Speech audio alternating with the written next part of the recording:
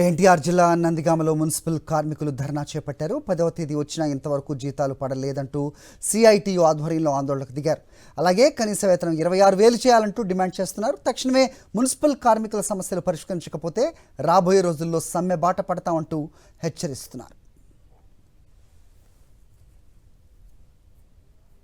ప్రభుత్వాలు మేము ఒకటే చెప్పదలుచుకున్నాం.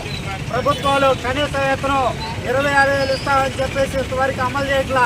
కనీస వేతనం 26,000 ఇవ్వాలని చెప్పేసి మేము ఈ సందర్భంగా కేంద్ర రాష్ట్ర ప్రభుత్వాలని డిమాండ్ చేస్తా ఉన్నాం.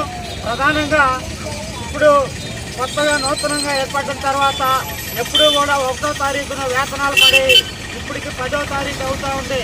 ఇంతవరకు వేతనాలు పరిస్థితి కనపడతా ఉంది. మరి రాష్ట్ర వ్యాప్తంగా అన్ని మున్సిపాలిటీల్లో వేతనాలు పడ్డాయి, కానీ నందిగామ మున్సిపాలిటీలో మాత్రం వేతనాలు పడలా. మరి ఇక్కడ మున్సిపల్ అధికారులు నిర్లక్ష్యమా? మరి ఎందుకని కార్మికులకి ఇలా జరుగుతుందనేది కూడా పై అధికారులు మరి పట్టించుకోని పరిస్థితి ఉంది. తక్షణమే మున్సిపల్ కార్మికులకు వేతనాలు విడుదల చేయాలని చెప్పేసి మేము ఈ సందర్భంగా అడుగుతా ఉన్నాం.